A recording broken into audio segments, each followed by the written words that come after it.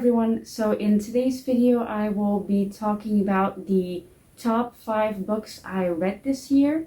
This list was kind of difficult to make, so I have a top 5, but I haven't really ranked them like from worst to best or anything like that. But I will be mentioning 2 extra books just as like an mention, and I'm not pronouncing that word because I've been trying to pronounce it for like 2 minutes now and I cannot do it. So yeah, I will be mentioning 2 extra books as well. So let's just get into the top 5. So the first book is not really a book I've talked a lot about on this channel because I read it before I started this channel. I think I read it in January. So yeah, I haven't really mentioned this book a lot. So I definitely want to put it on this list because I did really enjoy it. And that is The 7 Husbands of Evelyn Hugo. Like I said, I read this book in January and I really enjoyed it. I actually tried reading this book like at the beginning of last year as well, I think. Or maybe even earlier than that, but I just couldn't get into it for some reason. And I was quite disappointed by that because I heard that this book was really good.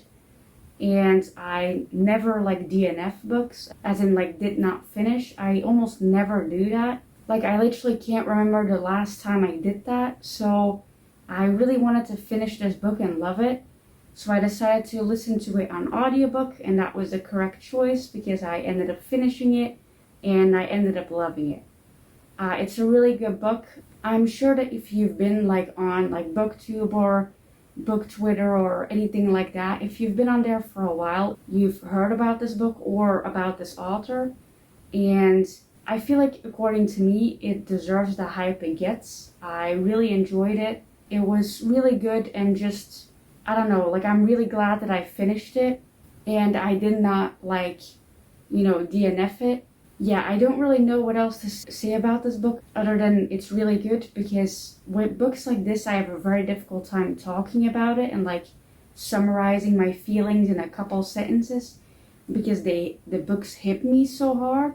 So yeah, I cried a lot during this book, but I still really enjoyed it. So yeah, I definitely want to read more books by this author, and hopefully I will be able to do that in the future.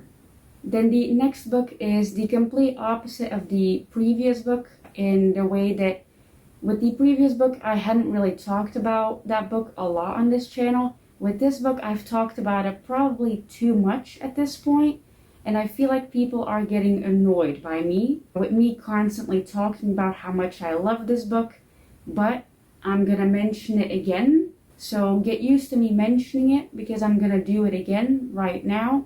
And that is A Kind of Spark.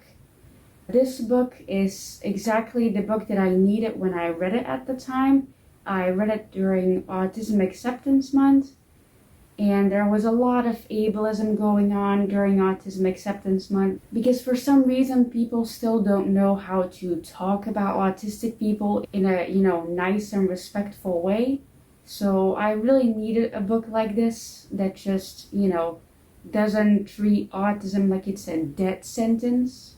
So yeah, it's just a really good book, especially, again, if you want to like read a book with an autistic character that's not filled with ableism, then I really recommend this book. Like I said, I'm not going to talk about this book too much in this video because I've talked about it way too much in other videos. So I'm just going to mention it shortly here. So yeah, I really loved it. I really liked reading it. I can't wait to read the other book by this author that I own. Hopefully I will like that one as much as I like this book. I hope that you guys are not sick with me talking about this book, but I promise you I will try to refrain myself from talking about it more in this video. I'm stopping now. I promise. The next book on this list is a book that I did a reading vlog for, so if you want to watch it, I'll link it here. But this book is a book that I think about quite frequently, and I did really enjoy it, and I also cried my eyes out at the end. And that's always something that I really love about books, when they can make me cry a lot. Don't ask me why I like that. You don't want to know the answer, but yeah, that book is Everything I Never Told You.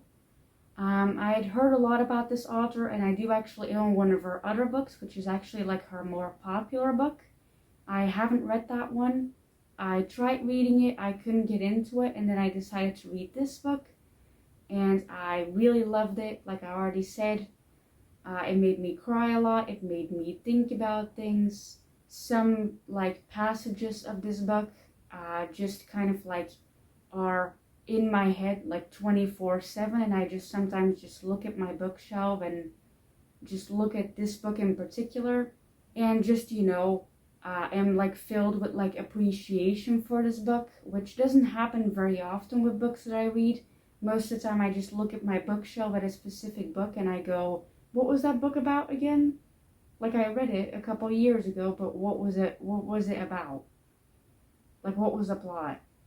What did I like about it? Yeah, so I either have that reaction or I have like the reaction of, oh, that book was pretty good, but it wasn't one of my favorites. Whereas this book, when I see it on my shelf, like I said, I'm filled with like appreciation for it. And yeah, that doesn't happen a lot. So that's why obviously it's in my top 5 for this year. If you haven't read this book or haven't read anything by this author, I really recommend it. I don't know what else to say about it other than I really liked it, and that's the point of this video, I guess, to talk about books that I liked. So yeah. Then next is a little bit of a different book. It's not really a book that I look at and I go, wow, I really enjoyed reading that. That was such a nice experience. Like with the other books on this list, this book is more, wow, I'm really glad that I read that. I learned a lot from it, and I hope other people read it as well. And that is How to Survive a Plague. This is a book that I've also mentioned a couple times now, and I'm sure you're sick and tired of me talking about it. But basically, short summary, it's a book about AIDS and how it was handled when it first started, and how people didn't really care about it because it was only mainly hurting and killing gay men. And people didn't really care about it because, homophobia. There's also a lot of other things involved in it, obviously, like racism. But yeah, if you want to like know more about it, because I can't like explain the entirety of the book in like a couple sentences. If you want to know more about it, try reading it. It is very long, and it's a very like dense subject, so it will be quite difficult to get through. But I recommend it if you want to know more about AIDS and how it was handled. Like I said, this book is on this list for different reasons than the other ones. It's not because I really, really enjoyed it. It's because I am glad that I read it and that I'm more educated now on the subject.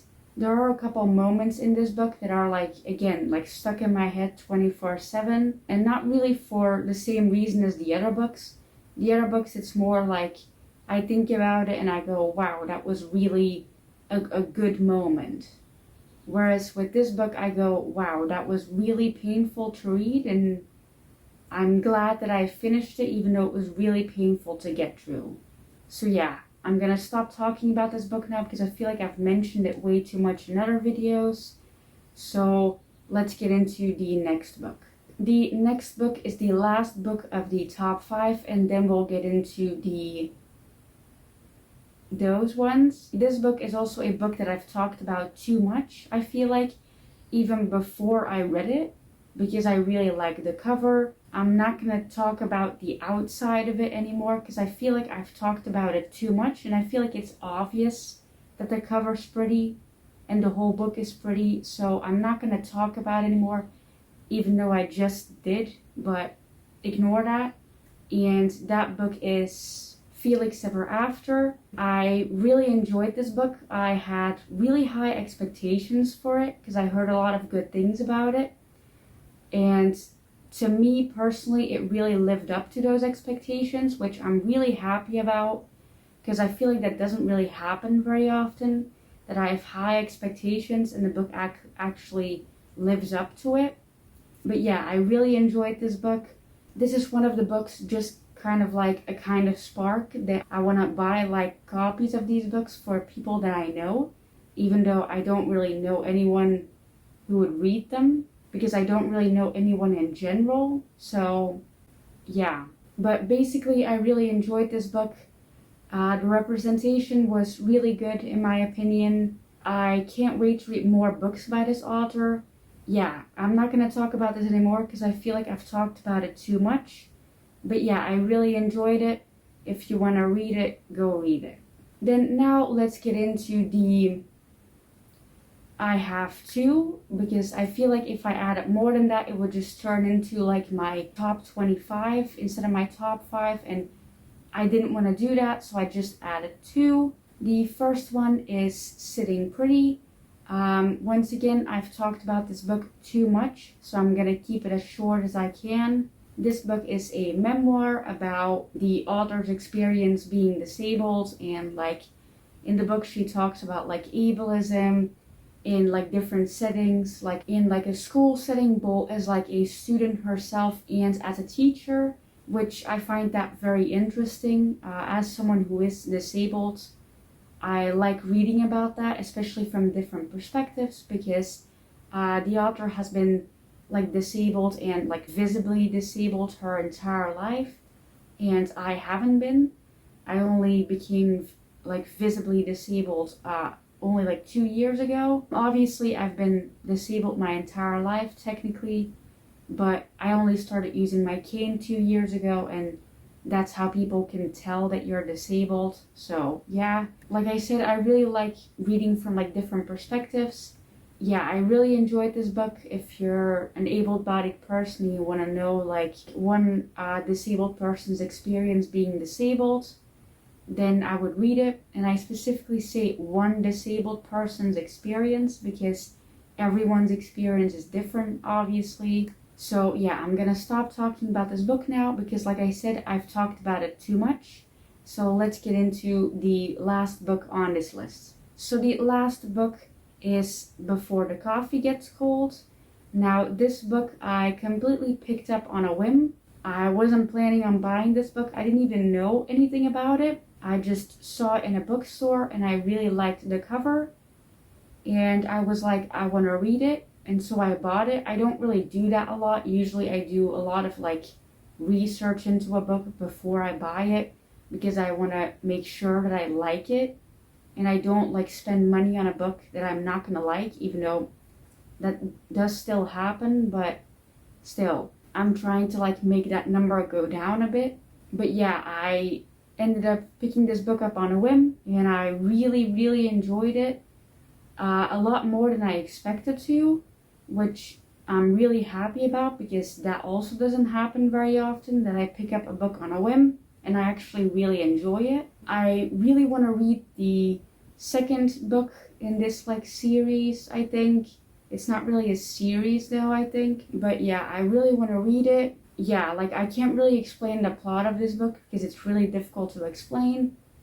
But yeah, if you want to read it, try reading it, I guess. It is really short, so it's quite a fast read, especially with the way it's written, because it's kind of written like a play almost. So yeah, this is the last book on this list. So those were my top 5 books that I read this year, as well as 2. I hope that you enjoyed this video. I feel like I talked very fast about these books, and this video will be a bit short, but I feel like I talked about a lot of these books on my channel so much because I love them so much, which is normal, but still I feel like I don't want to like repeat everything I've said before and make this video like really repetitive, especially for like people who watch every single video of mine, which I really appreciate everyone who does that. But yeah, I'm gonna end this video here with saying thank you for 52 subscribers. I really appreciate every single one of you. I didn't think I would ever reach like 50 subscribers, so 52 is really amazing. But yeah, like I said, I'm gonna end the video here because I actually still need to film another video right after this one. So yeah, if you want to, you can put like your top 5 books that you've read this year in the comments below. I hope that everyone has a nice day, and bye.